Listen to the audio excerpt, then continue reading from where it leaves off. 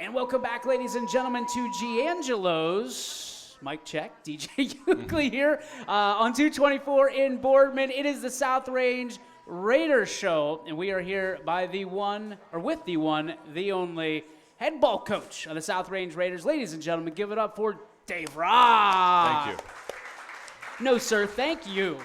Thank you. What an unbelievable. We had that great interview last week. Lots of people loving that, what you had to say, because we talked a little bit before. There's a lot of anticipation for this season. There's always anticipation for football season, but in this community, football is life. Ball is life. And there's a lot of people, there's a lot of chatter that we talked about last week of people that aren't expecting a lot. And you are not about to wave a white flag anywhere near that football field or those sidelines. For you guys, you are, 3 days out from game number one, week number one. How do we reload this year? I know we lost a lot. We talked about that last year. These seniors, 8 of them, are expected to step up. For you, what are your expectations for those seniors as we start to talk to them each and every week here at Giangelo's? I think just to continue to do what they've been doing. I mean, those guys have led us kind of in their own unique ways. They've had a terrific offseason. They really have, and a really good fall camp. You know, we actually talked as a football family today, pre-practice and post-practice about this. I think there's just a different level, I don't know, I guess of urgency in terms of how seniors play and how they conduct themselves.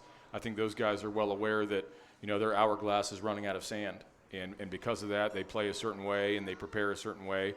And, you know, the standard is going to be what the standard is going to be. You know, you said it yourself. We're not, you know, I talked to the kids about this today.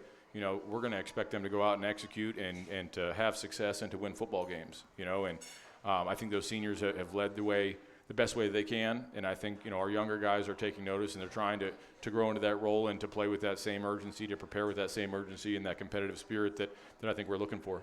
Everybody talks about some of the classes we've had in the last 4 or 5 years with 20-plus kids. Yeah. You know what I mean? This year you have 8. Yeah. How do the expectations from a standpoint of just a volume? Because when right. you have 20 kids, they can share the load a little bit. Yeah. 8 kids, and most of them are linemen. How do they walk away with feeling successful after game night without looking at the scoreboard? Well, I think, I mean, it goes back to the old adage, you do your best, you know. But, again, we're not going to rest on any kind of moral victories here. I mean, we're trying to go out and win football games every Friday night, and I think our guys understand that and they prepare that way.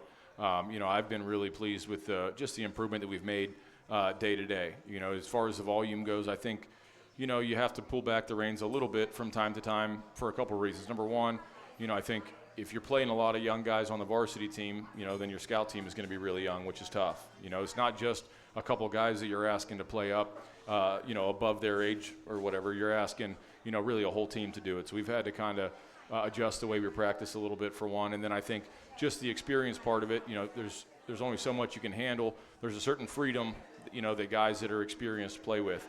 And we're searching to find that freedom, or to allow all of our kids to play with that kind of freedom and that kind of, you know, emotion, which I think is hard to do if you're confused. So we've had to pull back a little bit and try to simplify some things. And I think, you know, the assistant coach has done a great job of kind of minimizing the ready list. And so our guys have a clear picture as to what to expect on a Friday night.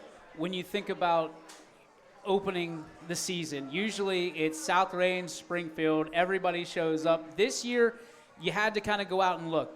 Springfield's off the schedule, and potentially you were looking at in the face of 6 away games to start the season. Yeah.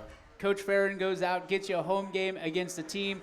Shocker to no one that we're playing up and we're punching up against a very good, traditionally rich Lake program. For you, when you see Lake and you have that conversation with Coach Farron, what does it sound like when you hear some of the talent that Lake's had in the past few years? Did you ever think about maybe, yeah, but who else is available? Look, I have talked to Mr. Farron kind of at length about this and just said, hey, look, we'll play. We'll play anybody, you know, roll the ball out, and we'll give it our best shot and see what happens.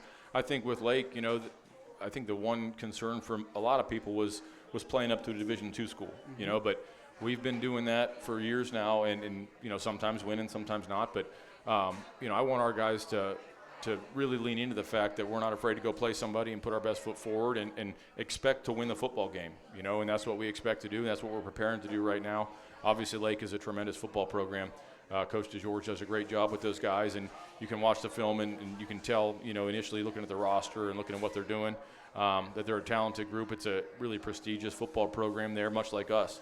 And I'm sure our guys won't be let down Friday night when they get in here. I'm sure they'll travel well, and the Federal League's obviously, got a reputation that speaks for itself. But, they also have to come to South Range and play, and I'm pretty proud of the atmosphere that we have here and the level of football that we play over here. When you think about Lake, it's a team that, unless I'm mistaken, we've never played before in the South Range history. So who do you compare them to from a standpoint of size and talent? And if someone was around here, is there anybody you can point to and say, yeah, they're a lot like this school, for people who maybe aren't familiar with the Lake Blue Streets? I think just in terms of the roster, it's a big roster, but I think, for the most part, when you look at their 11 on O and 11 on D, and even the style, of their football team, I think they're really similar to a good NE8 team. I think that they're kind of cut from that same cloth, certainly in style. They're not overly complicated, I don't think, on offense or defense, but most good teams aren't overly complicated. They go up and they execute and do things the right way, and I think they kind of fit that mold. They're a lengthy group, long on the perimeter, and they run well, and you can tell they're well coached. But I don't think it's something they're, we see a lot of good football teams in the Northeast 8, and I think our guys will be prepared for that. We got two guys as we start the seniors spotlight and player profiles tonight. We've got Cody and Adam. Talk to me about the character of these gentlemen as they lead the senior class into the year 2025.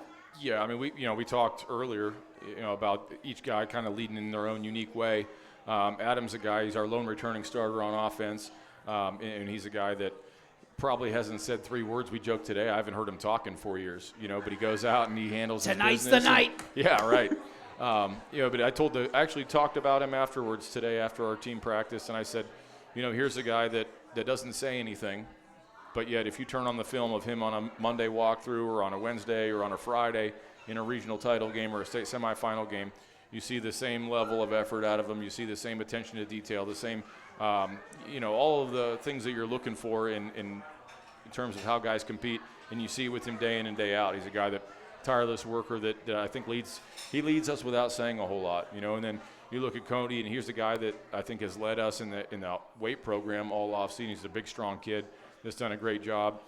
He's our center, so obviously he's asked to do a little bit more in terms of communicating than what a lot of the guys are, but he's done a great job there. Again, he's a really quiet guy that goes out, and he's been banged up a little bit throughout camp, but keeps on playing through it and leading the right way.